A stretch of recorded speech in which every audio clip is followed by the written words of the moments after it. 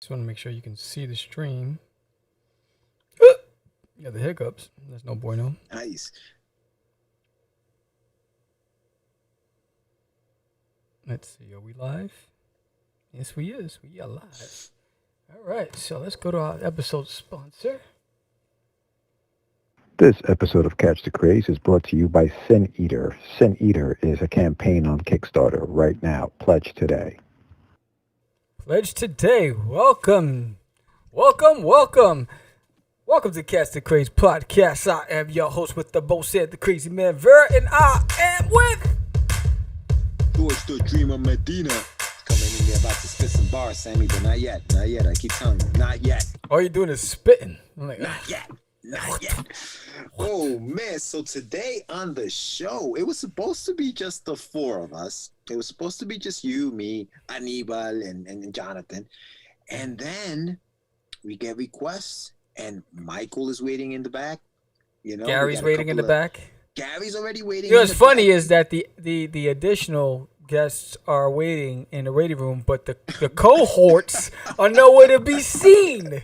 Where ya at? Yes, it's like Where ya oh, okay. I see Johnny Boy in the waiting room. All right, John's so waiting. yeah, he's John's waiting. So now we gotta wait. Well, Johnny's gonna need at least 5 minutes to figure out what camera. Set up. It's got. I'm probably gonna get four of Johns in there, and then we wait for Anibal. But while we're doing that, George, what's going on?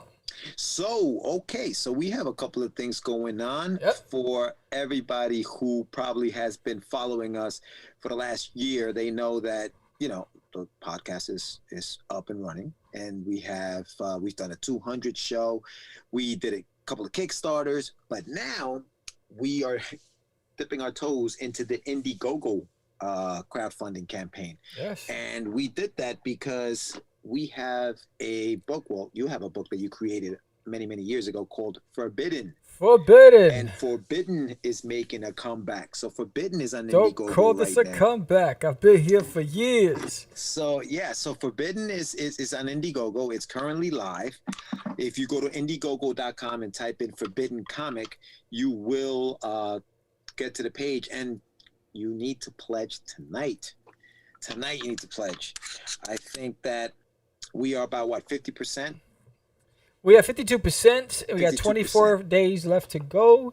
I'd like to get to 100%. I hope by this weekend, so we can start opening up some of those stretch goals. Right. Forbidden is a passion of love. It's a book that I've created back in 2000, and it gave rebirth to it. It has amazing characters, amazing plot lines. It's a lot of action, great fantasy.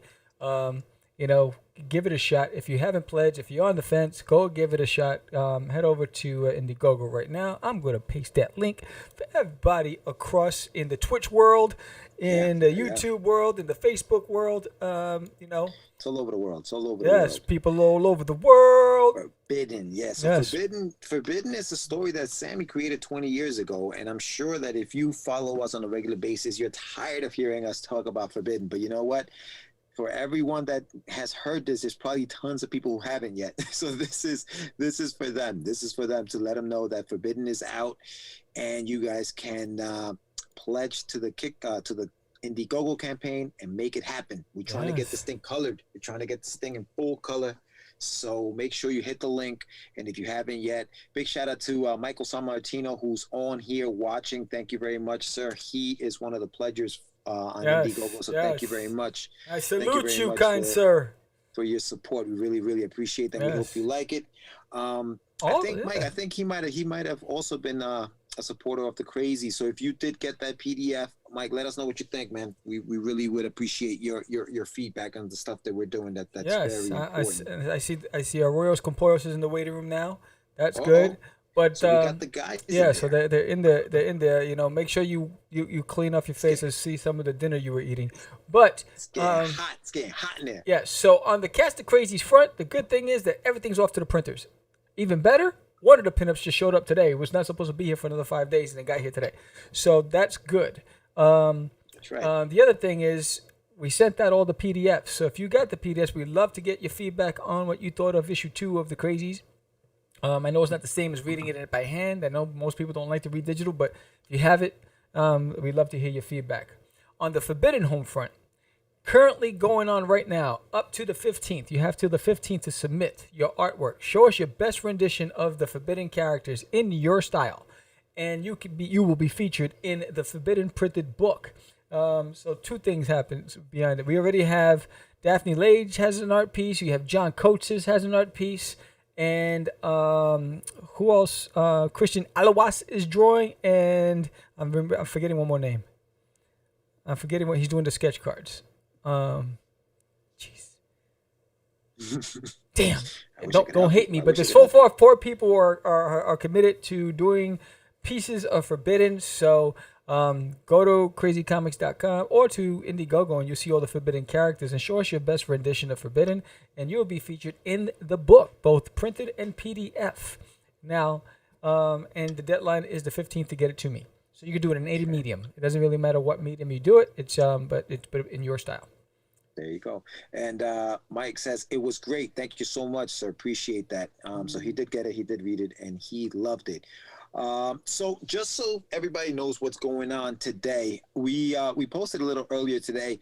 You know, Anibal and I sometimes we'll talk on the phone and we'll start talking about topics. And one of the topics that came up was some of these movies that everybody loves, right? Like everybody loves The Dark Knight, man. That thing was like, I think it was nominated.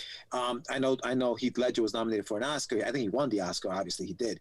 So we're like, okay, but how good is it really? You know? So we started talking about it. We're like, you know what? Maybe we should talk about that on the show. And today Jonathan sent like a promo thing, and Michael Gracia was on there. He's like, hey, and he had some takes on the movie. So he's like, let me be on that show. I want to talk about it. So he's going to come on to talk about what he thinks. We extended that to other movies, like, you know, like Leonardo Dicaprio. Did he really deserve like an Oscar nod? I know he was snubbed and people hated the fact that he was snubbed, but did he really deserve one? So we talked about that. And then we talked about Star Wars, right? Star Wars. Like everybody talks about, oh my God, you know, 3 through 6 or whatever. No, 4 through 6. Those were the best, better than 1 through 3. But why? So I don't know that we're gonna get to 4K. I don't know that we're gonna get to it all today, but we're definitely gonna try. Yes. So that's what we're talking about today. If you guys have thoughts and if you guys have opinions about these movies, let us know. We're going to be talking about them. So I don't know if you guys want to start bringing in the guys. Yeah, so what we're going to do is I'm going to bring in the first Arroyo Scopoyos and the Psycho Syphax, and then we'll bring in our other special surprise guests right after. But before we do that, here is Forbidden.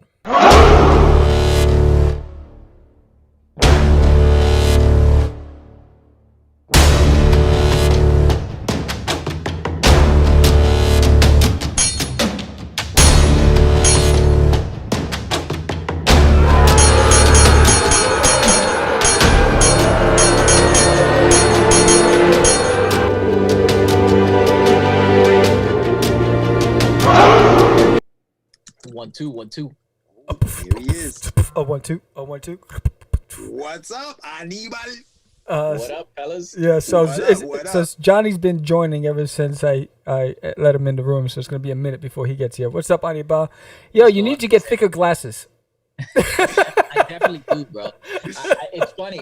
All the artwork is killing me, man. I got this magnifying glass here. I'm inking. I'm like this with the glasses on. Damn, kid. Yeah, the stuff still looks blurry. I gotta get up every 20 minutes to like clear my eyes, man. It's crazy. You remind me of that the woman that was on the stand in My Cousin Vinny, and he's like, "How many fingers am I holding up?" I'm like Mr. Magoo over here, bro. It's horrible. It's horrible. That is freaking crazy, man. Seriously, yeah. So Anibal, we got a full show today, bro. Yes, sir. We have special guests. Holy cow. I gave a little breakdown on how we came up with this topic, just talking on the phone. Just things just pop up, and we just started talking about The Dark Knight. Are we on? We're on live now. This is going on. This is it. We live. Oh, well, we're on, but Johnny is still joining. John is still joining. Oh, John, what the hell? He may be one of the special guests. Yeah, special ed. He's no. That is always special. Yeah. Oh man.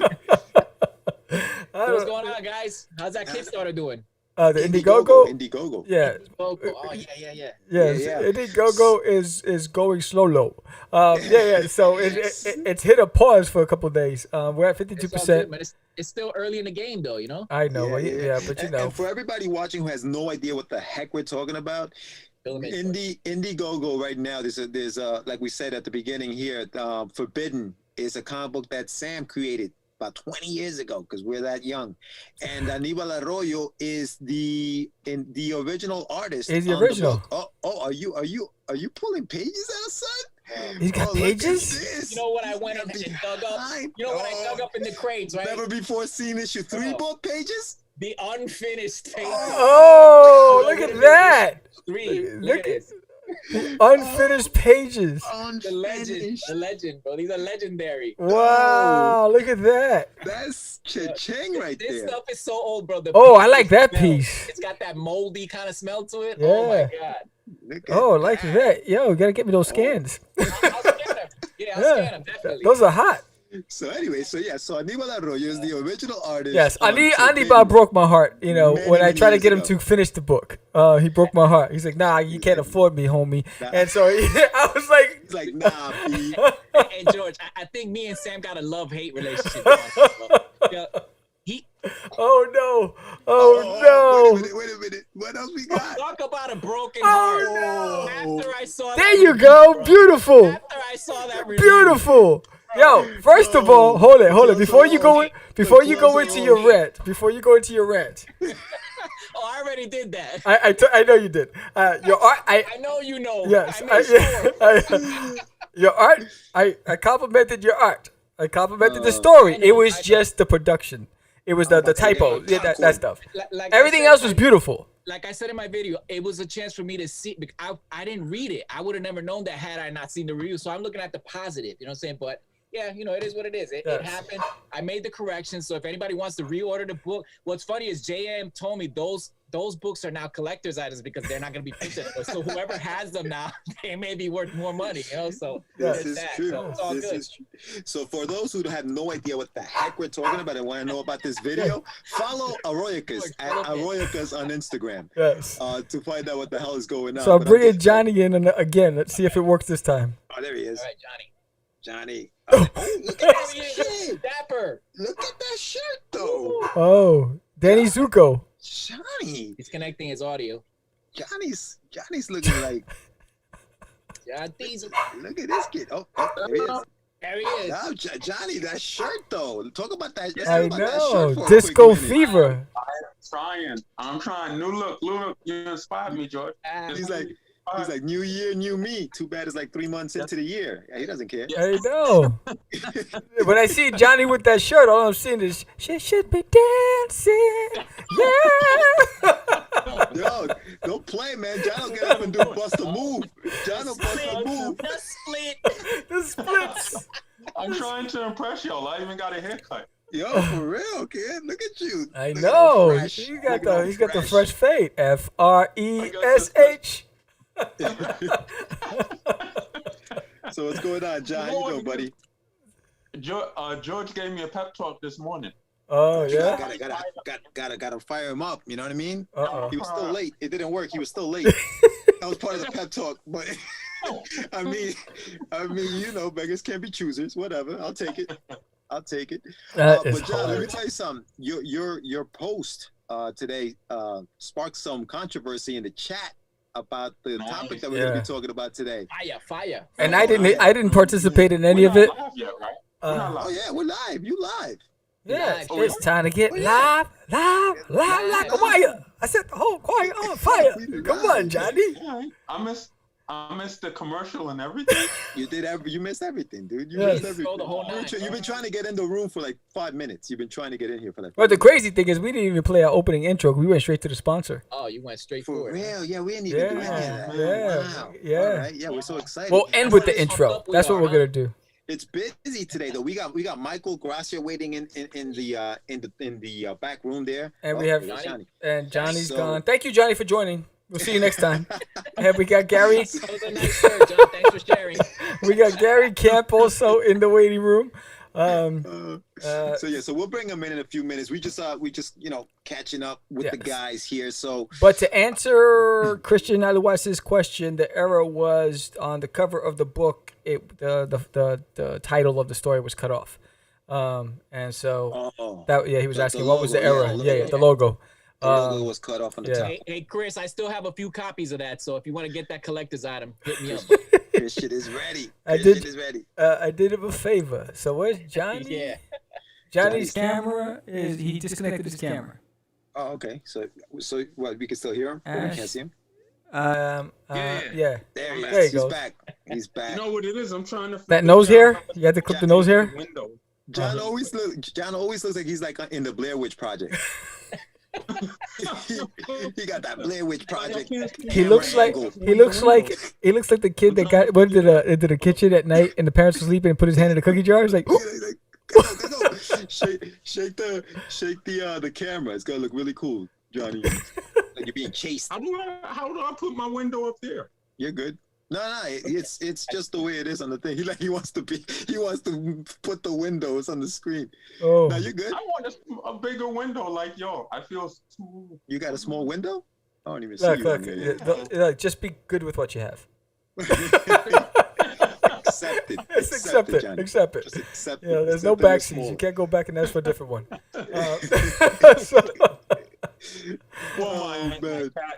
My cat loves me. He's chilling on the bed. He loves me. Nice. All right. So you guys want to get into it, or you guys want a little foreplay? What do you guys want to do? Do it, man. Let's do it. Let's do it. Let's do it. All right. So you want to bring in Michael? Yes, I'm going to bring in Michael. Yes. Then I'll bring in Gary. Hold on. There he is. Mikhail. Welcome, Mikhail. What's going on, Michael? Hey, how you doing? Can you hear me? Yes, perfect. Michael Rowe, the Boater Show. Loud and clear. So for everybody watching, this is Michael Gracia. He has a show called Get in Tune, and he's joining us today. He's our one of our special guests today. So. So Michael, we were talking about in the chat, yes, about the Dark Knight, and you have some strong opinions about this particular movie. So we're gonna get into it in a few minutes. Okay. So tell us, for everybody watching, I just want to tell us a little bit about yourself, who you are, what you do. Sure. I'm a cartoonist and animator. I'm getting ready to launch a webcomic later this year called Dax Photon. And every Tuesday night I do interviews with indie artists and other types of creators called Get in Tune. That's TOON. On my YouTube channel, Facebook, Twitch. And on Saturdays I do a thing called Storytelling Saturdays, where I talk about different aspects of storytelling for visual art, like comics mostly. And just to give a little pitch, this week I have Jay Piscopo coming on, who does a lot of public domain stuff for us. So we're going to talk about public domain and the use of public domain characters in comics and just using them as storytelling tools. Nice. It's funny because I was talking about it before you came on, and before even you guys came on.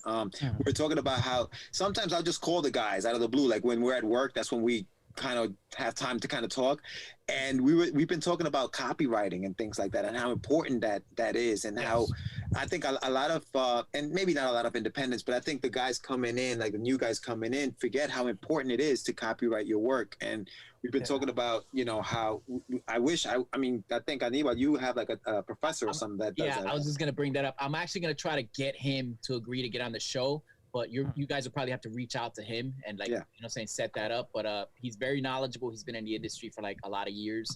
And he's actually my mentor at the college. So So that's awesome. That's awesome. So all right, and one of the conversations that Anibal and I had was about some of these movies, right? Like everybody talks about, The Dark Knight, or they'll talk about how great it is and all this other stuff, or they'll talk about we had another conversation we had one time was Leonardo Dicaprio. Did he deserve to be nominated for an Oscar? Did he not?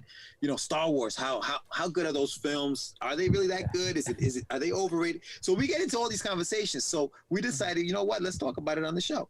And I had no idea, Michael, that you were very, very had strong opinions about The Dark Knight. So why don't we go around the room and just get everybody's opinion on The Dark Knight? So Sam, what do you think about The Dark Knight? Do you think it warranted all of the accolades it received? This is the one with Heath Ledger. Yes. Yes, because of him. He made That's the it? movie. He made the movie. It was like something you've never seen before. I mean, he took it to a whole new level, and that's why I enjoyed it as much as I did. Gotcha. Mike, I'm gonna leave you for last, Michael. Okay, I know. I'm gonna Go leave you for for it. last. So, Anibal, what do you think? Well, me being into like realism and my artwork, I try to base it more on the realistic side of it. That was the first time I saw Batman done as real as could be, like as if he could really exist in real life, and that that hooked me to the movie. Obviously Heath Ledger as the Joker, out of the park. However, this is where it's I did always say, and I think me and George have talked about this. I thought it was a little too long of a movie. Maybe my attention span is just, after a certain amount of time, I just zone out. And I do feel like, I hate to say this, but some of the accolades that it got, it seemed like it was almost because he was dead. I hate to say that. It felt like the right thing to do. I mean, he blew it out of the park, but he's been good in other movies too, and I think he's gotten awards for other movies. But it just seemed like it was the time in comics where people would say comic book movies don't get nominated or whatever. This was probably the best shot for people to take it serious. So we got to give this guy the award, even though he's dead. So that part of it is a little, it definitely changed the game in terms of comic book movies. I think the Marvel universe, the way it exists now, has a lot to it owes a lot to that particular trilogy. But I can say I do see it being a little overrated in terms of just all the accolades it got. I got you. What about you, John? What do you think? I personally think that the movie itself, I was not a fan of the movie. Sorry, Mike, don't kill me. But I'm not going to, believe me. Mike's on your side. He may give you a virtual high five. He's like, Mike's on your side. Mike. Yeah. I thought that his performance, Heath Ledger's performance, was fantastic, but they got so fixated on how great of a job he did that they did not separate the quality of the movie from the performance. And they forgave a lot of mistakes of the movie because they were so fixated on how great of a job he did. But an actor shouldn't be allowed to save a movie if the movie itself doesn't carry the weight. So I thought, and I think Michael Sammartino was on the chat. He said he felt it was too long. I think it was too long as well. I think that it kind of, and he used the word "it falls apart." I think that it was one of those things where they had too many bad guys. Like I feel like sometimes these movies, like they just want to put a bunch of villains in there, like Two-Face. Two-Face and Joker. Okay, pick one. Is it Two-Face or is it Joker? Because by the end of the movie, I didn't care anymore. Like as much as I loved the performance of Heath Ledger and he changed, like I was like, oh my God, the Joker. Because for a while, being a '90s kid, growing up watching, Jack Nicholson, I was like, that's the Joker.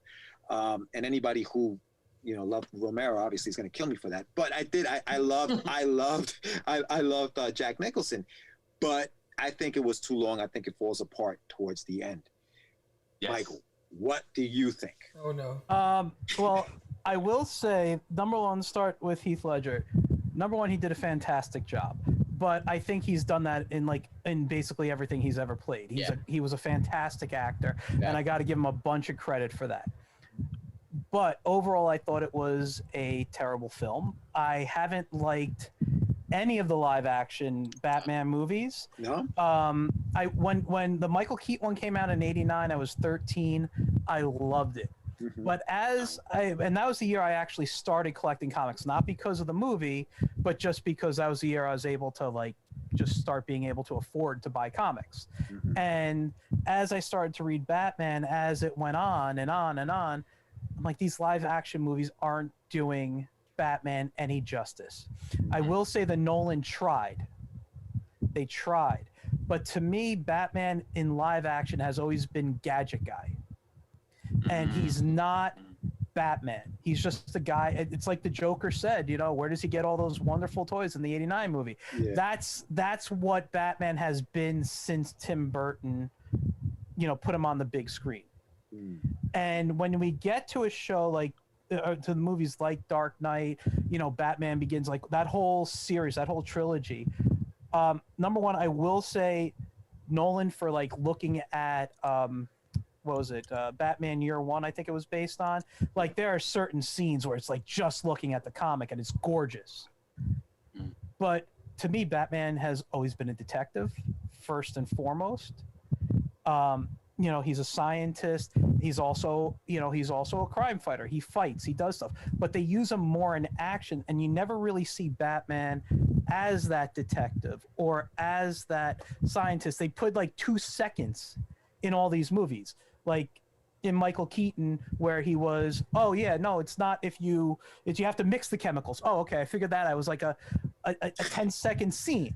And then in what was it? Was it The Dark Knight Rises, the third one? He's like doing fingerprints, and like you don't see Batman be Batman or who he is. So I haven't liked any of the interpretations. Also, I don't like when they try to make the stories too real.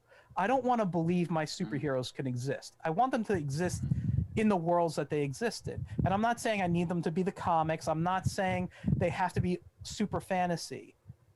But stop trying to give me these believable reasons why his costume does this, or stop doing or where he's getting his Batmobile from. Just he has a damn Batmobile. He has his costume. Make him go out and be freaking Sherlock Holmes in a bat costume. That's what I want from my movie. So I haven't liked any interpretation of live action Batman, and I give Adam West a pass because he was meant to be campy.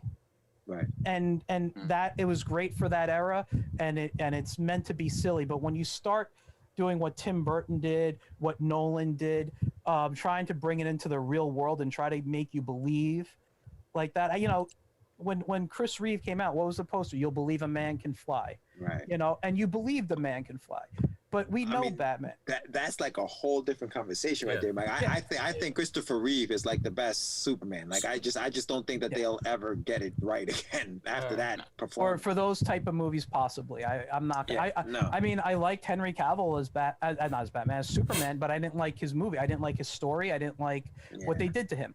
So for me, watching The Dark Knight Rises is just watching another failure of Batman. And it's like, let's make a summer blockbuster just to make money and show off gadgets and sell toys. All right, I'm taking away your picket sign. That's it. It's over. I'm putting you on the restricted list. You're not allowed to show up at any screenings. That's it. I'm putting your face everywhere. So we're gonna get another opinion. We're gonna bring in Gary. While Gary comes in, we've had some good stuff on the chat here. Michael Sammartino was saying Ledger was fantastic. Two-Face felt rushed in, like he just felt rushed into the story. Christian Aluas, he said, "Easy guys, Heath Ledger is rolling in his grave." And then Michael Sammartino said that rumor had it they were going to hire Bridget Murphy to play Harley Quinn. I didn't know that. I don't know if you guys knew that. No, I didn't know that. Chris Nolan was going to do a 5-movie arc with Joker returning in the last one with Harley Quinn, but unfortunately both of those actors passed away, which is kind of crazy. Gary was ready for a long time to get in here. And then Alua said he agreed with Mike that they shouldn't be too real, and he doesn't agree with Adam West being good. I don't know. I think as a kid, the original the Adam West Batmans were fun when you're a kid. But I think when you're an adult, you're like, oh, this is crazy. What are these men in tights running around doing? Yeah. Do I have a green screen on? Holy crap. Yeah, you do. Yeah, you do. So welcome everybody. Welcome Gary Camp to the show. Gary Camp is a long-time independent artist. So Gary, I'm gonna let you introduce yourself to the people out there watching. Tell us who you are and what you do, sir. Me llamo Gary Campuzano y yo soy. Wow, bing bang bang, ding dang dang. Mandoleo. Pero coño, ¿qué tú estás hablando? ¿Qué te pasa, hermano, bro? I didn't even know either. I'm joking. Maybe Campy's Campo?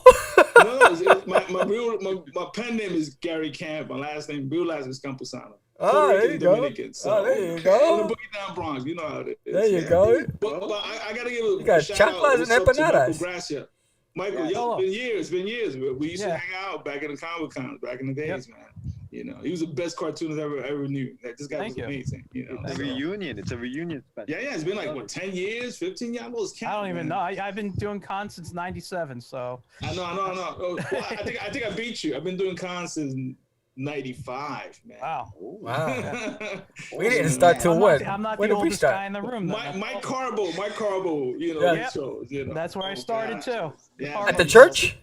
Yeah, at the church. Yeah, St. Paul Church. That was the place, man. I lived there. Yeah, the Columbus was open Columbus Circle, right? Yeah, it's still there, man. Yeah, that's a spot, man.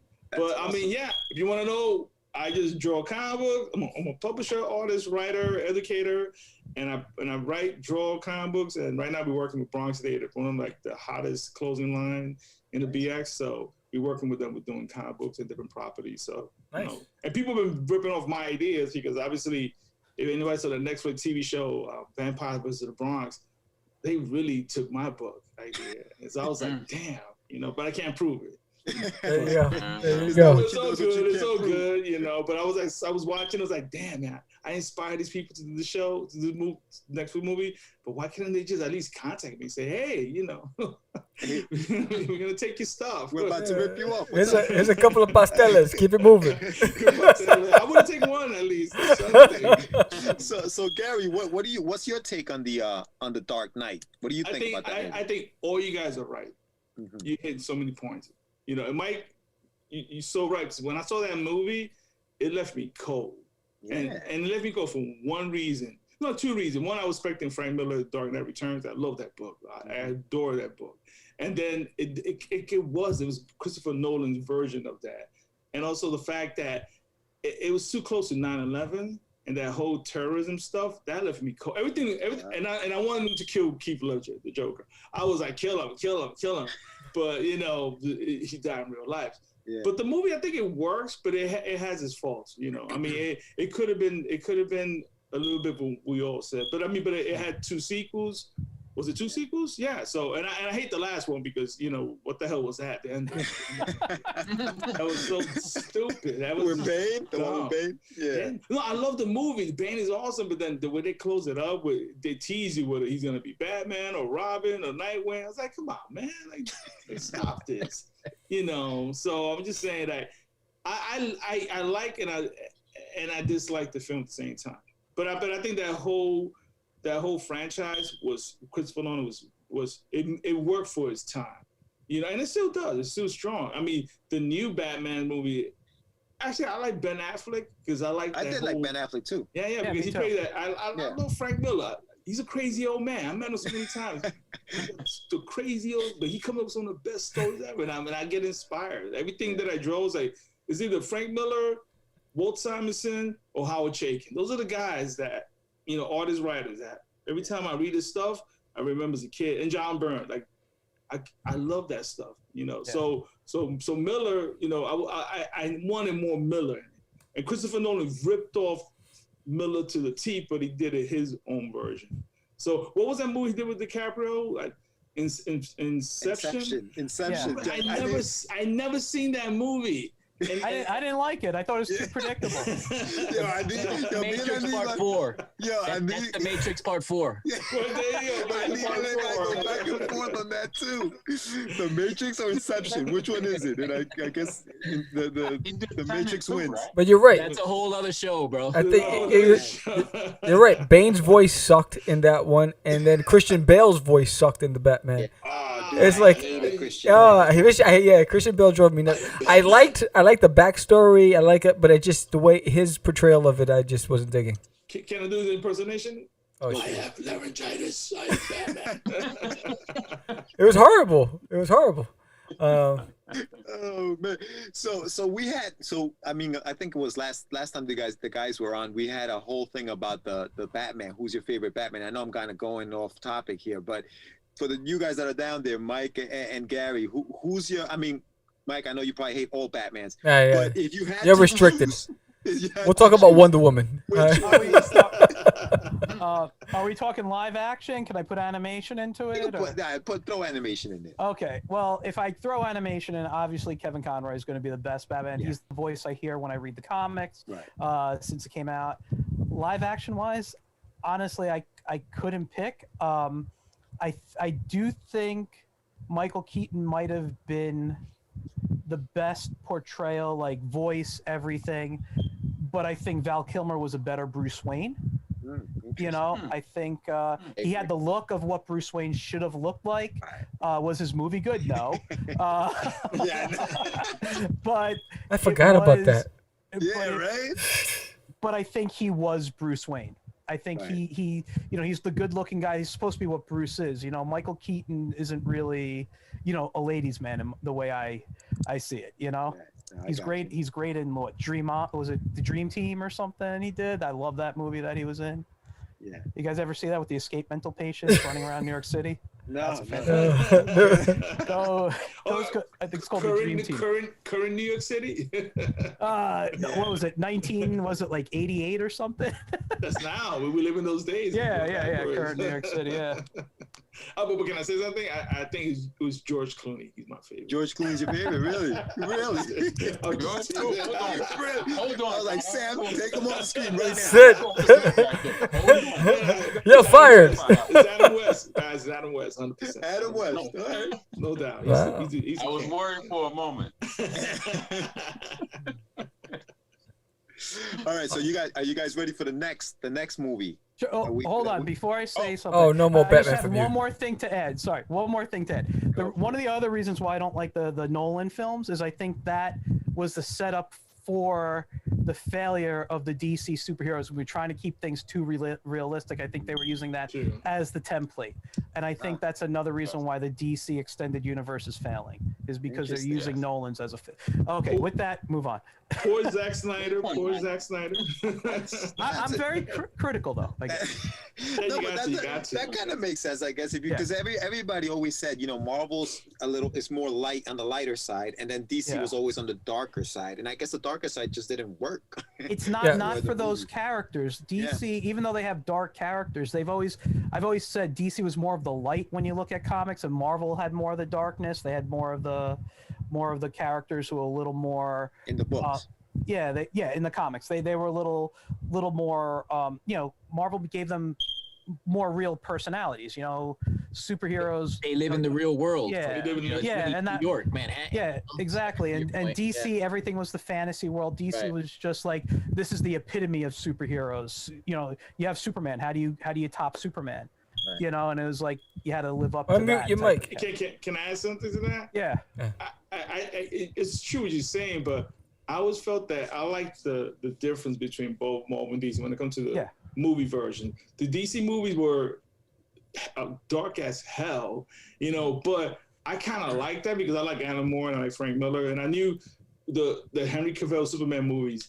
I love that he's like the dark prince of darkness, Jesus Christ coming to. Like, it was the movie just so powerful for me. I like dark movie. I like dark super. I mean, if you read my comic, you're like, damn, Gary, you need to go to Disney World. You know, my shit. I need a hug.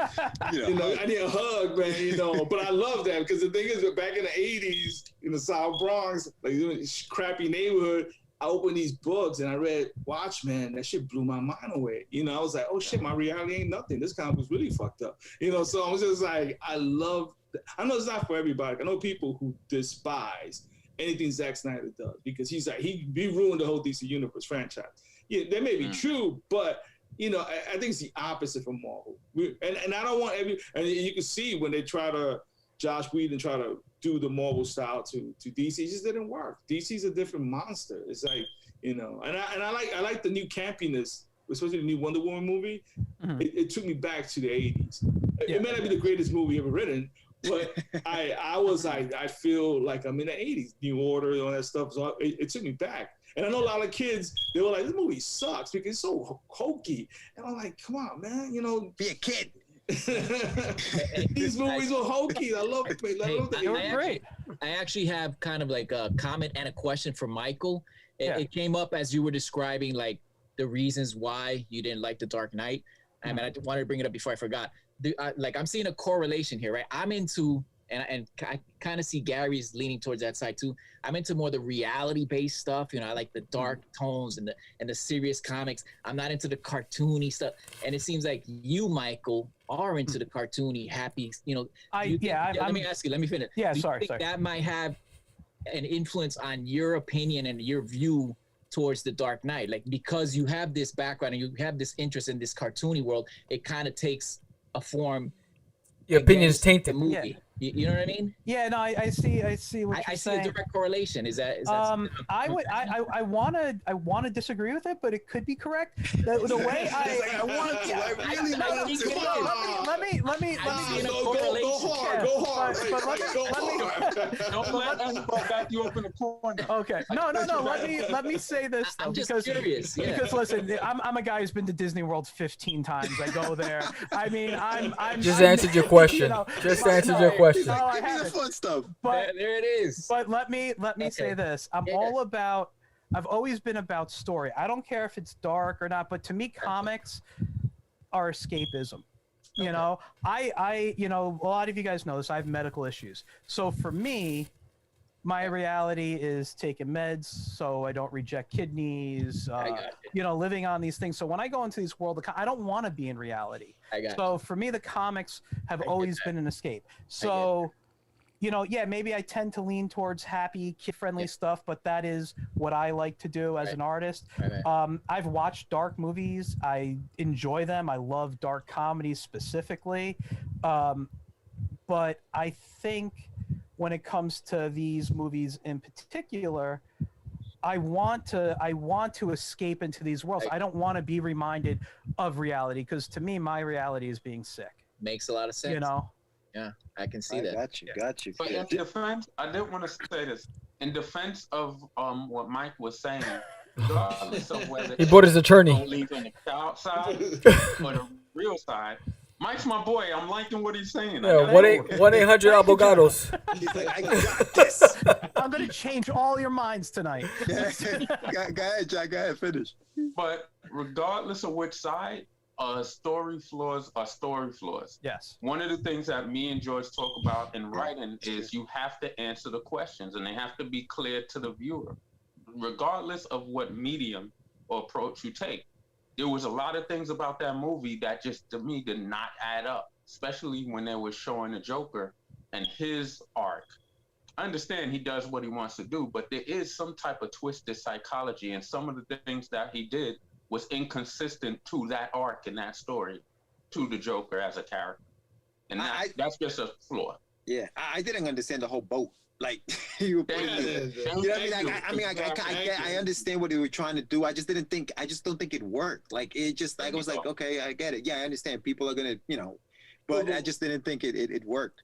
But because I think that you hit it on the target, because when I saw that movie, I saw the movie 3 times in theaters, and I was like, why does this movie gives me a cold feeling? And it was because 9/11 was so close, and that sort of reminded me. And then and what Mike said, sometimes you don't need that reality in the movie. Right. You need to escape, and Christopher Nolan was like, hey, here's 9/11 in the Batman universe. Gotham City. I was like, but man, don't you have to do that? I live in New York City. I live through it. I don't need to be reminded. So I agree with you guys. That is so true, man. All right, but we have a lot of chatter. I was just gonna say that. So George, do your thing with the chatter.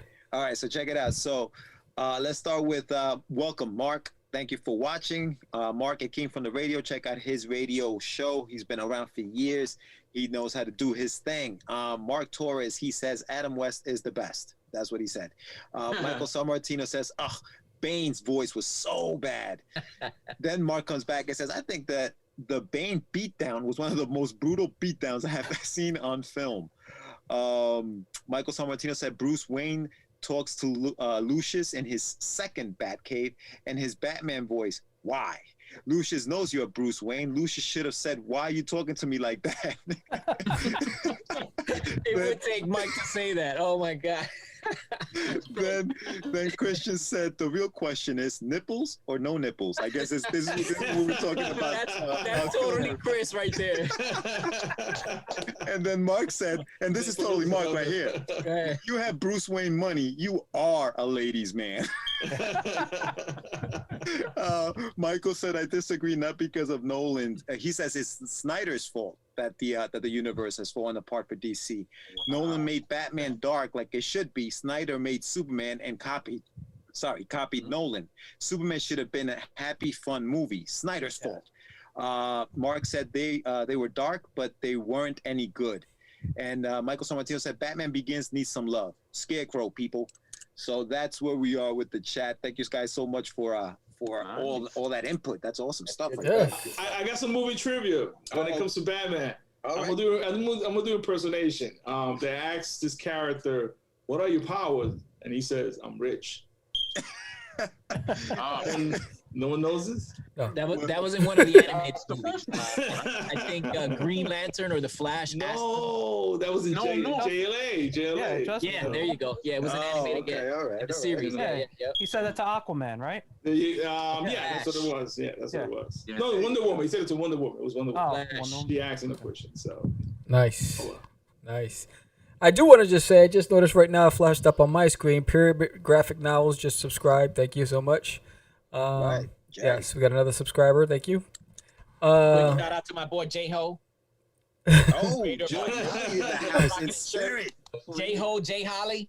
They shout out to Joe Holly. Yes, that's who's doing it. Joe Holly's doing the he did the sketch card challenge. Oh, there you go. Yes, and so he's like, I need 6 characters. It's like Lord Vox for Forbidden. So he's one of them. Big shout out to Joe Holly. So all right, so next up on the docket, guys, and you guys are gonna kill me, I think, for this one. All right, so Star Wars. Let's talk Star Wars. Of course. Oh yeah. That deserves a beat. Let's talk Star Wars. All right. Now let's just talk about this can talk about that. Let's talk about the first 6 though. I'm not gonna talk about the last 3. Let's just talk about the first 6. All right. 1, 2, and 3. Nostalgia, or are they actually good movies? Hold on. When you're saying 1, 2, and 3, you mean episodes? I'm sorry. Yeah, episodes. And then let me start again. Episodes 4, 5, and 6. Nostalgia or good movies? Now 4, 5, and 6 are Princess Leia and Star Wars, Empire Strikes Back, Return of the Jedi. Right, yeah, exactly. So we'll go around the room. So Sam, what do you think? Nostalgia, or are they really good movies? They're good stories. You think they're good stories? I think they're good stories. I think they last generations. I think the reason why I say they were good stories is because that's when George Lucas had something to prove, and he was fighting the system, and he wanted to tell his story his way, and that's where I felt it had a lot of heart. I think when years later with the technology, it started getting a lot of commercialized. But I felt that the stories brought you in. It took you to an imaginary place. You wanted to be a Jedi. You wanted, you rooted for the heroes. You reacted the same way everybody else did when he says, "Luke, I'm your father." Everybody was like, "No," I think it was just emotionally driven. I enjoyed it. You don't see that same craze. I think every single person I knew in my neighborhood had Star Wars figures. When the comics came out, I was there, so I just think it brought a different level. When they came out with the Ewoks movie, I was there because the Ewoks were in Return of the Jedi, so it was one of those things where I didn't get that same feeling in the follow-ups. I got you. Anibal, I'm gonna save you for last on this one. Another Michael, mic.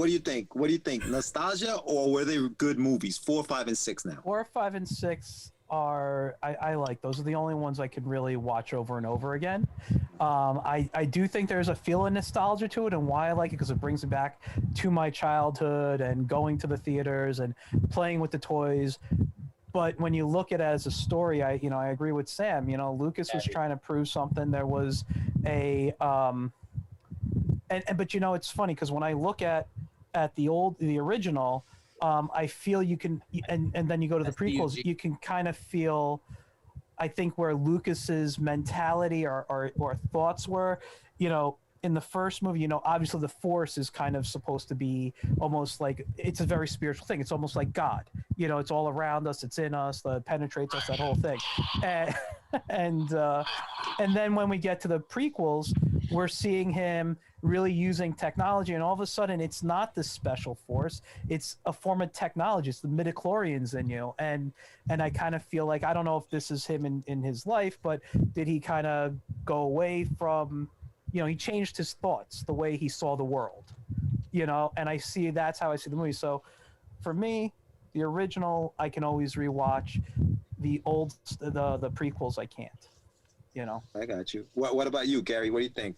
Nostalgia, or are they really good movies? I think it's both, because when I saw the movie in the theater back when I was a kid, back in 77, 78, damn, I'm old, man. I just realized. Jeez, I'm old. I remember going to the RKO theater in the Bronx, man. You're dancing with Fred Astaire. No, wait. What's his name again? Nah. You got me there. You're watching Chico and the Man. Chico and the Man, yeah. No, I'm lying. I saw Lost Paradise. And I saw Star Wars in RKO Theater in Fort Row, no longer exists. And then I saw all three movies back to back in '83 with my mother. And she was like, Gary, you're killing me. So I'm just saying, for me, it's a little bit of both nostalgia and also great storytelling. Because, I know the sources. I know where he took all the ideas, because, all the Star Wars movies are based on Buck Rogers and Flash Gordon.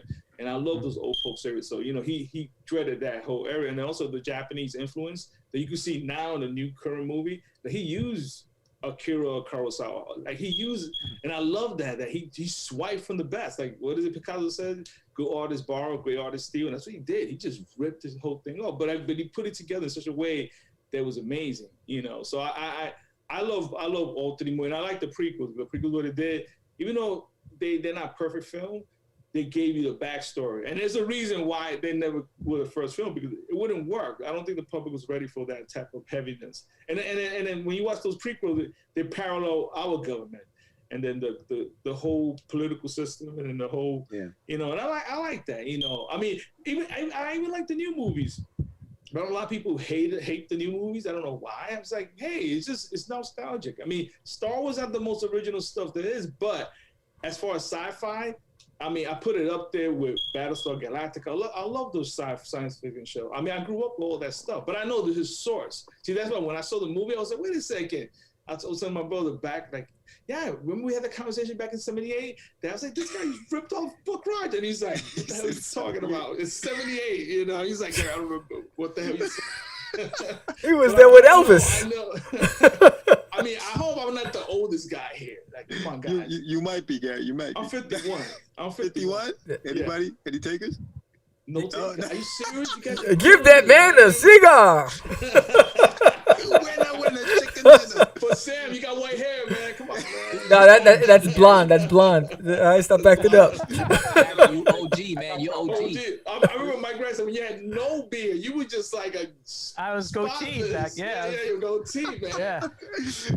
Well, I'm completely white almost. But I just want to answer what Mark said. I'm still younger than you. Mark, anyway. Mark says the prequels were what happens when people are afraid to tell George Lucas no.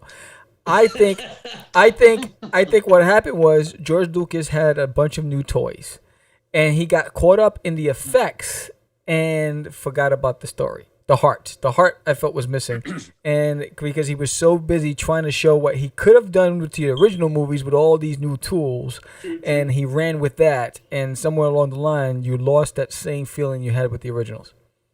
What about you, Johnny? What do you think?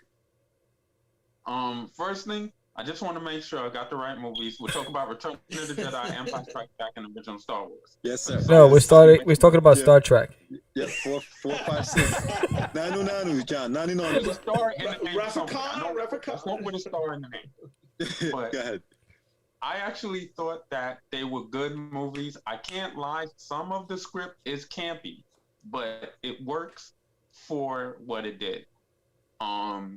I have to say this about the sequels. I really don't like the sequels, except for the Return of the Sith, or the ones the newer ones.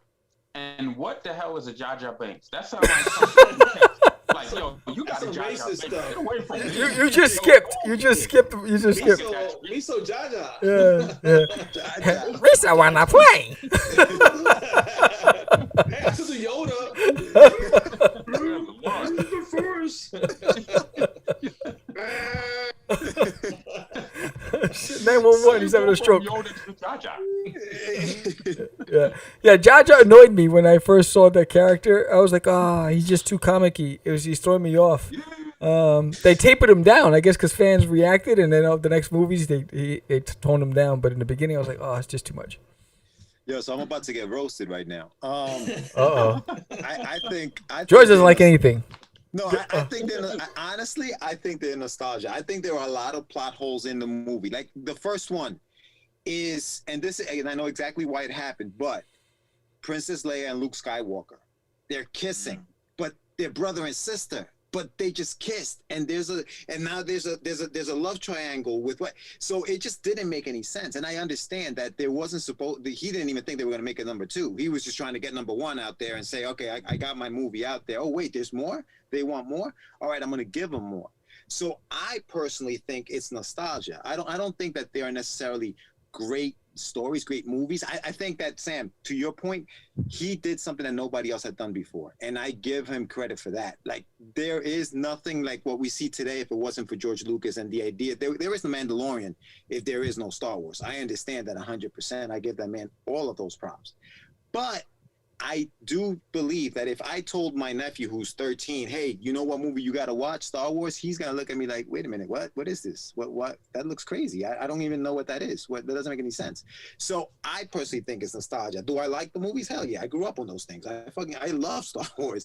But I do believe that it is more nostalgia than it is because it's a great story, so to speak. So with that said, and before you guys kill me, Anibal, what do you think?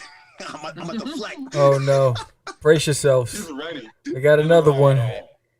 This may surprise some of you, but I personally feel it is probably, I would say, arguably, the greatest trilogy of that genre, science fiction franchise ever made. And I went into it not as a kid. I saw it probably I was already in my 20s, maybe late teens. And that's the first time I saw all 3 of them. At that point in time, I was able to distinguish some of the stuff George mentioned, with the brother and sister kissing. That was kind of gross. But at the same time, I went into it already believing that that was pretty gross. Jonathan's like, I thought that was normal. He's like, wait, they kissed? They kissed. They keep it in the family, man. But at the same time, I already went in respecting what it had done because of Star Wars. We got, in my opinion, we got He-Man and the Masters of the Universe. We got all this other stuff that down the line, even to this day, I would arguably say the Marvel Universe and the way it exists in film and the way it's set up all trickles down from that. And I always, when going into something at that level, you got to give props to that. You got to say nobody can touch that. However, if you dissect it from a creator's point of view and you start to connect the dots, they don't always connect the right way. But for the time that it came out and the fact that, as Sam pointed out, nothing like that had ever been done before that time, it's, you got to respect it. It's to me, I would arguably say it is the greatest film franchise ever created. Oh yeah, I mean, what they did with that, and I do like the prequels, which is odd enough. Like, I like the story of Darth Vader. I like the way they did that. I mean, not everything else, like you said, Jar Jar Binks and all that other nonsense and stuff like that. But I did like that arc of what's his name, of Darth Vader and Anakin Skywalker. It definitely was better thought out. It was better from a child. In every movie you saw it different, and you understand why he became. So when he puts that mask on and you hear the, you're like, whoa, and you're ready. And now I'm ready to go see 4, 5, and 6. You know what I mean? Like it did that for me. So yeah, no, I think it's a good discussion. George, I got a question for everybody. Out of the first 3 movies that came out, which is the one that you guys feel is the best one, and why? Oh yeah, that's a good one. That's a good one. That's a good one. Yeah, that's a good one. I'm gonna say for me it was I think it was Return of the Jedi for me. That's the one where they're in the swamp, right? And he goes, you either do or do not, or he goes, I can't believe it, and he goes, and that's why you fail. I think that's Empire. Is that Empire Strikes Back? I believe that's Empire. No, I think that's Return. I think that's Return. I think that's Return of the Jedi, where he goes into the swamp and he goes for the training. I think that's my favorite. Yeah, the Ewoks was hold on. Ewoks were Return of the Jedi. No, that's Empire Strikes Back. It's true. That's Empire. Yeah, you're right. Because that's when Yoda came out. Yeah. So, okay. Yeah. So that one. Yeah, that one. What about you, Sam? What's yours? Return of the Jedi is my favorite. Ewoks. Yeah. Ewoks all day, every day. I was like, that's it. It's like, what? That's it. I mean, I thought that was I just enjoyed it the most because that was where everything came to a head. And it just seems so. It's like it was a journey, and then that was like, boom! It was the grand ball. You know, it was like everything leading up to the ball, and then you had the ball, and it was just like, whoa! So many things were happening in there, and I just that will always be my favorite. And that was when Luke was all in black, you know, and it was like, what? That was also my favorite action figure. So you know, I had the whole Ewok village, and everything. You know, but that's my favorite. Yeah. What about you, Johnny? Which one's your favorite? Definitely Return of the Jedi. And I'll tell you two scenes that clinched it for me, other than the whole movie. When Darth Vader steps up and defends his son and takes the dude out with one arm and throws him over the bar, I was like, now that's what a father's supposed to do. You're supposed to throw people over bars for your son. You're supposed to just take them out. The other thing I loved is when the Ewok died, I cried. That got me. Oh, no. Spoiler alert. That was it for me. What about you, Anibal? What you got? I think I just enjoyed them all equally the same. But which was the one with the Tauntaun and the Hoth Wampa? Oh, that is Empire. Okay. I was like Sam. I like the figures. That's how it opened. That's how it opened up. Some of my favorite figures. Yes. So that one. That's probably my favorite. It has some of the best visuals in it. So mine is right there. I have it right there, right on the ball. What about you, Mike? Return of the Jedi. Okay. I just like Sam. I like that it brought everything together. It closed up very nicely. I thought. I don't know. That one. That came out in what, 83? Yep, I think. 83. And 83, yeah. So I was how old? I was like 7 when it came out. 75? It was, yeah. I was born in 76. I just turned 45. And number one, it was, I think, the first movie I saw without my parents. So it was like a nice little kind of memory. As me and my brother went to the theater. I had a lot of the figures. I used to, I just love the idea also of the Ewoks. I like that. I like those characters. I always, even though I love Star Wars, I'm a fantasy guy. As you can tell, there's no Star Wars behind me. There's Lord of the Rings. Yeah. Although if I move up, there is a Mandalorian piece. Okay. But that just kind of brought a nice little fantasy aspect to it for me that I enjoyed. Gotcha. What about you, Gary? You posted a question. What's yours? For me, was Empire Strikes Back. So when I saw that movie, I was like, this movie's amazing. Because at the ending, when Han Solo gets frozen, and then the betrayal with Lando. First time I see a black guy in a sci-fi movie, I'm like, yo, this is amazing. And Lando was the smooth operator. He's like, yo, he was smooth. For me, it was the snow speeders. I mean, because I had the toys. Yeah. And that movie, and Ad Walkers. I remember the character IG-88. Like, I'm such a geek when it comes to that movie. Like, it's pathetic. Like, every girlfriend that I have said, "You just watch Star Wars." They're like really? Get a life. But then I convinced them, and then we start watching Star Wars and I know one girl, I know we also on Star Trek, she's so Wrath Khan, she was like, this is the greatest sci-fi movie ever. And I was like, I'm telling you, the 80s and created some of the best movies. But that for me, it's that movie. I love those movies. And then it's funny, me and my older brother, when before the pandemic, we used to go watch these movies at the IMAX theater. So we saw, I'm a big Tron fan. Like, more people are like, why? But I just love Tron. So we watching Tron in the theater, and then we both had that moment, and we look at each other and we start crying.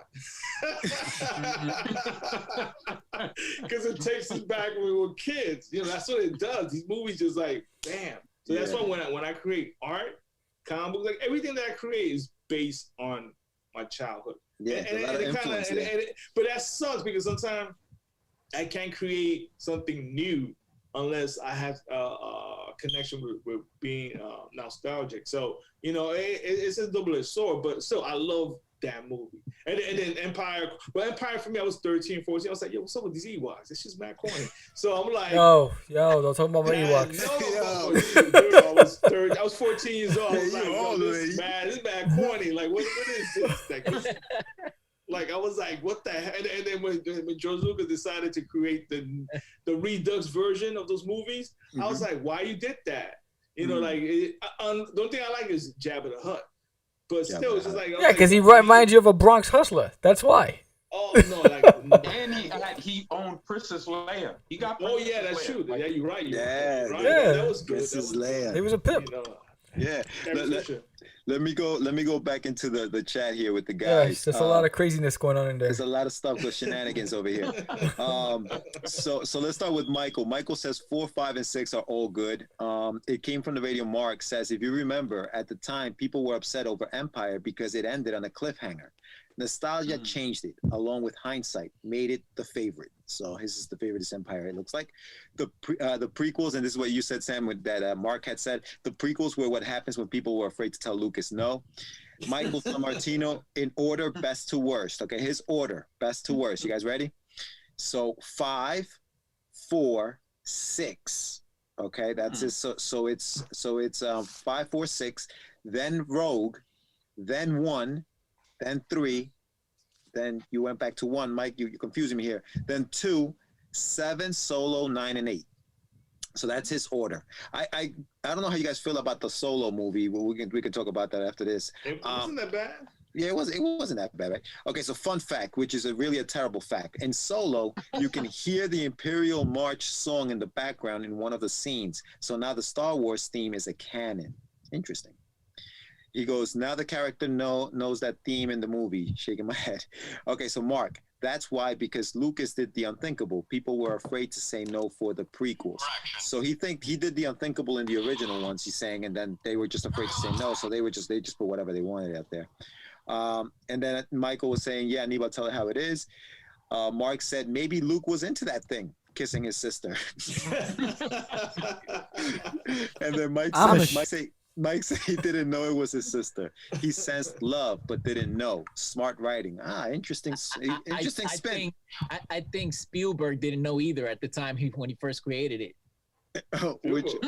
Spielberg. Uh-oh. Is there something I don't know? Not Spielberg, the guy. What's Lucas. his name? George Lucas. Lucas. Oh, you threw me off. You know? I was like, wait a minute. That's another fun fact. The Force told him. He said Mark was responding to Michael. And then Michael says, and Carrie Fisher was hot AF, LOL. Force told him later in Jedi. Ewoks cartoon, Christian said. Then Michael said, come on, guys, the Christmas special was the best. Laughing his ass off. I have a question. Here comes Christian. If you could have sex with any Star Wars character, which would it be and why the Ewoks? Oh no! Midgets, you gotta love midgets. They're cuddly. Oh man. He goes, and then Mark said, plus the black guy didn't die. Lando was the smoothest dude. Michael said, props to all the good internet connection tonight. Everyone is streaming really great. Well, that is because I'm not using Restream as my platform. I'm using Zoom, and I'm front loading it through OBS. So before I was just using Restream as a standalone, and Restream tries to get you to keep upgrading to try, and they think it's gonna fix it, but nah. If they can't get it right at the basic level, I'm not gonna upgrade. So, and welcome Slick Rick. Slick Rick says salutations to us. So yeah, guys. So that's interesting, man. Anybody else had any more questions or topics you guys want to discuss? Because that's all I got right now. Actually, can I just say something about Star Wars? Yeah. I actually taught Star Wars for a good, God, what was it, 12 years. Wait, you taught Star Wars? Yeah, when I was working at a college, I was at a college for 16 years, full-time instructor. And we had a class. It was like called Introduction to, I think it was like multimedia. So every like week, these students would get different introductions to Photoshop, Illustrator, and I'm like, they're not learning anything. So after a little bit of talking, after about a year of being there, I was able to change the class to something called visual storytelling. And I started teaching all the different aspects of storytelling and we would end with like a storyboard or some kind of comic, and we'd watch the original Star Wars, A New Hope, every semester. I had to change it because at one point I couldn't watch Star Wars anymore. It was driving me nuts. I loved it, but I'm like, I watched Star Wars, and I just want to say, like, I forgot who said it, but might have been Gary. How when Star Wars came out, it did change how storytelling was done, it did change the cartoons. I mean, everything had a Star Wars influence. I mean, you look at Thundar the Barbarian, that cartoon, all of a sudden he's got a lightsaber, he's got his Chewbacca with him, he's got his princess with him, you know, all this stuff was, everything came, and it was fantastic. And I think, you know, like Gary said, we go back and we look at the stuff, but Star Wars really changed how we saw films. But here's why I think Star Wars worked, the original trilogy worked over the others. When Lucas created it, I think you guys all know this, he read the book A Hero with a Thousand Faces. He followed Joseph Campbell's stuff, and he said, I'm putting this in, you know, and it was almost like watching a futuristic King Arthur kind of grow, and then I know this now, not looking at this when I first saw it, I don't feel the others captured or they followed the same process in the story. The structure, the structure, that's what I mean. I don't feel they followed the structure, and that's why the prequels aren't as good. I mean, listen, don't get me wrong, there's that last half hour of Revenge of the Sith, and when they're battling, I waited for since childhood. I had an encyclopedia. I seriously, I had an encyclopedia of like all the characters, and there was this little blurb I remember reading that said Anakin fought in a lava pit. So I didn't think it was I turned into a lava like planet or something, but I was like, I can't wait to see this one day, and that was like my dream. So seeing that battle in the lava pit, I was like, oh, dude, my God, this is fantastic. Imagine if they didn't fight in a lava pit. Like how upset would you have been? I would have flipped my crap, you know. I would have gone nuts, because that was like the main thing for me. And like, I loved Vader as a kid. I mean, I was always a Luke fan, but like Vader was just the coolest villain to me. And reading, when I got that encyclopedia and I read it, I was like, this is going to be the coolest thing ever. One day they got to make this movie. So like, I sat through the other films to get to Revenge of the Sith. Yeah. And that one, to me, and it's only like that last half hour, 40 minutes of battle that they do, that really is all I can sit and watch, you know. I got you. Yeah. What I loved about now, guys, go ahead, John. What I loved about Vader is he was the coolest. I mean, James Earl Jones did the voice, so that's going to put him up there. But he was one of the coolest villains. I remember there's one scene where the guy tells Vader, he's on the screen talking to the Overlord, and the guy tells him he failed. And Vader's just talking to the Overlord, and the guy starts choking behind him. And Vader never misses a beat. The guy drops dead, and he still doesn't miss a beat. And he just goes about his business.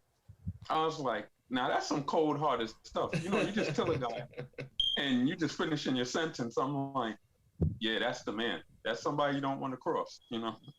That's James Earl Jones. That's why, man. Jones. Yo, Darth Vader and Mufasa, like that. That's just Mufasa. It's just off the hook.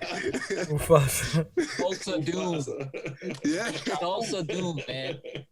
Huh? That's James at his best. Also Doom. Yes. Oh yeah. Money. The riddle of steel, boy. So Michael's saying, what about Lord of the Rings?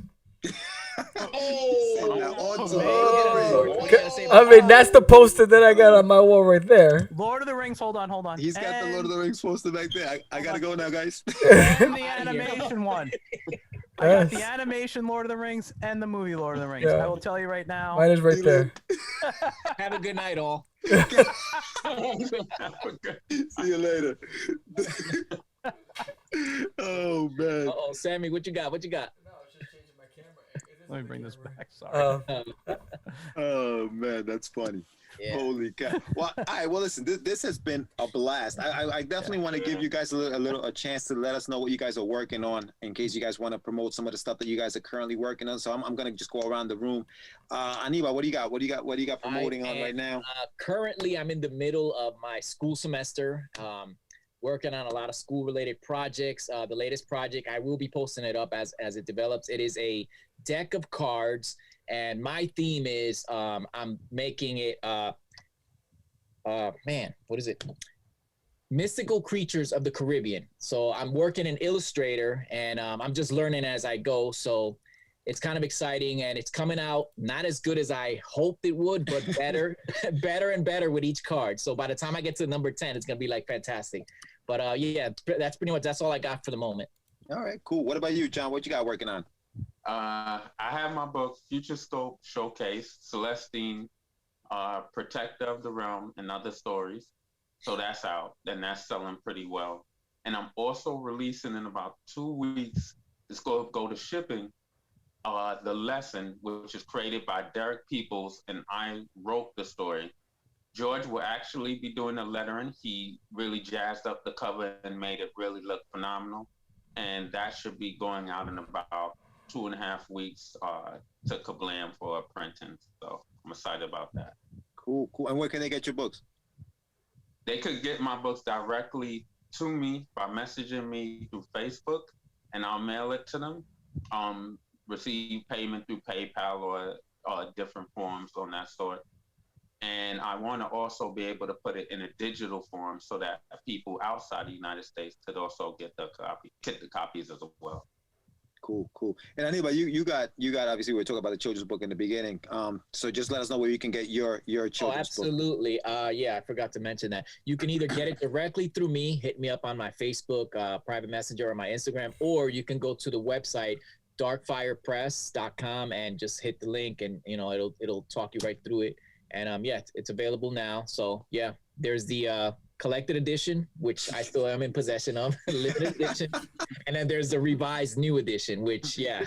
You're welcome. So, big shout out to Gary Kemp for that cryptic book in the background. Yeah, I believe that's your work right there. Yeah, my logo. That is your logo design right there. No, I need a copy of that. Hello, man. That is awesome. Yeah, that looks great. So Gary, tell us what you're working on and what you're thanks to the pandemic, I know that's horrible to say that. I started drawing. I haven't drawn for like a while. I've been doing graphics, teaching. So a friend of mine that I think he's in Tennessee. His name is Jeffrey Gwynn. He has this cool character that I got here. His shirts. Nice. And his name is Dojo DJ. Is a hip hop monk. And my boy Jeffrey's from the South, so he loves New York City hip hop. And then he was like, Gary, man, let's come up with this idea. And then I told him, come up with this concept. And then he drew one half, and I drew the other half. So this is an example of what we're doing. Nice. Nice. So Nice. So she dropped it a mic. I mean, it's like, and also we're gonna do it with this clothing company I'm working for. It's called True School. I mean, I know it's backwards, but we try to bring hip hop into comedy. They've done it before with DMC and a lot of these guys, but we're gonna do my version. So I mean, I'm doing that stuff, and then I'm also promoting the old books that we've been putting out. Sam, these are all your books. I gotta hook you up. This is the cool. Trap, and then this is the Modern Launch of Vampires in the Bronx, and then this is Always Punch Nazis, a project that I worked on. That we got a lot of hate, which was awesome, so, you don't say. My Bronx character, kicking some racist bigot ass down south. So, and then the best book here is my older brother. He's like, Gary, man, he just one day went to the convention and he dropped the book on my table. I said, what the hell is this? This is the book that I've been putting together. I said, what? And they put Brothers in Space. And he's like, you in it.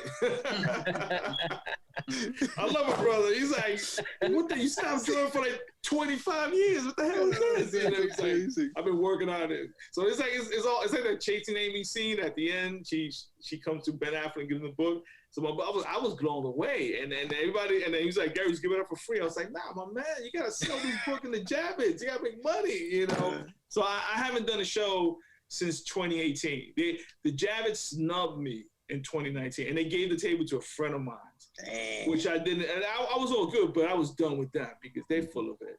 Javits. See, everything happens for a reason. For me, the whole pandemic is like a reset. It told me that something. I gotta stop worrying about these big shows and all these people. Just do the book for the love and for what you want. I mean, you gotta make money.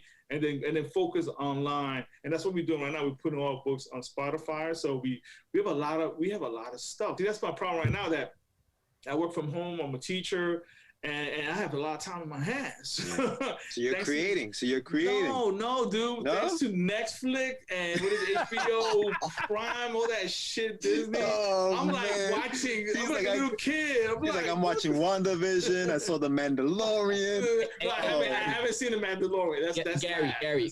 Real quick, I got a question for you. The drawing you held up, what size is that? That looked extremely large. It's 11/17. Okay. I went old school, man. And the thing I got more pages, like they're all blue pencil, because I love blue pencil now. It's you don't need to erase nothing. You know what I mean? I was doing lead pencil, but lead pencils you gotta clean it up. So I was like, what's the quickest way to do a comic book? I know digitally is the new thing, but I'm not up there yet. You know, like I have all the devices.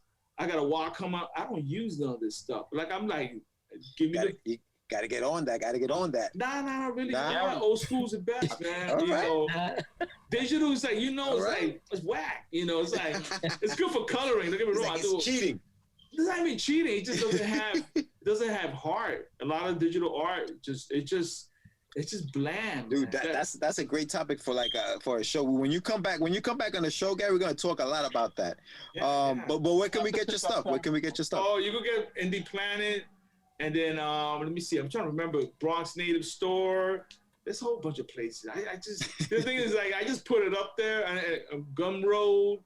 I keep forgetting. Like, see, I'm not that savvy trying to make money off books. The only time we used to make money was at the Javits, because we made easily $2,000, $3,000, bam, in 4 days. Now this whole internet stuff is like, what? Nickels and dimes, man. Like Amazon's a joke. What was the question again? Yeah, man. Who knows, man? We're gonna get back to you. But Mike, what do you got? What do you got going on, brother?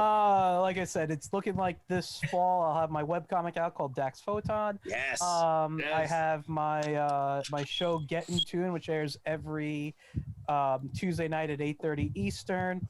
On YouTube, my name, which you can see on the screen, Michael Gracia. On Facebook, getintune.net. And on Twitch at TuneMaker76. All the tunes are TOON. And on the same channels, Saturdays at 10 a.m. Eastern, I do Storytelling Saturdays, where I talk about different aspects of visual storytelling. And this week I'll have Jay Piscopo coming on, who does who we're going to talk about public domain characters and the use of them. So. Perfect. Guys, thank you so much for coming on. This was fun, man. We had a good time with this. I had a great time. This was good. I forgot to plug one thing. Go ahead. I'm working with a female friend of mine, and it's called Tokyo Bronx.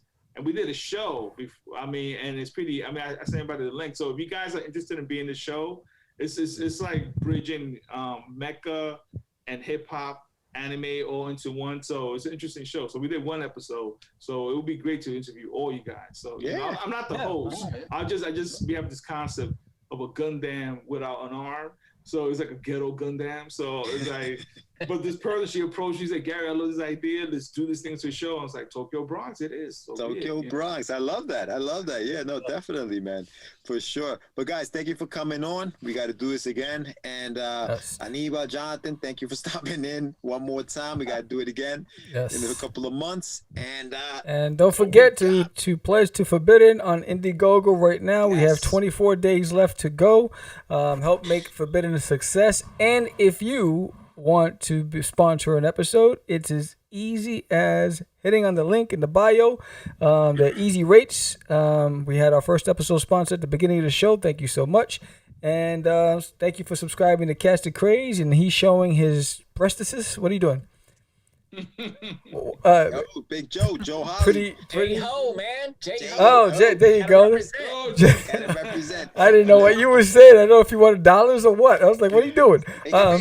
But so thank you all for following and making Catch the Craze a growing platform for indie creators, because it's all about the indies. And if you're watching, we appreciate your support for the indie community. So I'm Sam the Crazy Man Vera.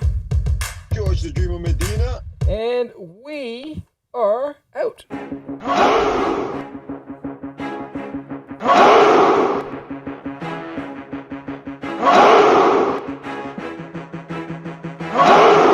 We are the only only show for independents all around, giving you a platform to spread your word all over town. Catch the Craze is the place to promote to your fans with the dream of Medina and Sam the Crazy Man. Subscribe to our show and never miss an episode. It's time to get your mans, listen to us on the go. Updated every week, we've never missed a day. Join the squad, come on in. It's time to catch the Craze. If you are an independent, catch the Craze. Making moves on your own, catch the Craze. On your grind in the streets, catch the Craze. Join the movement, catch the Craze.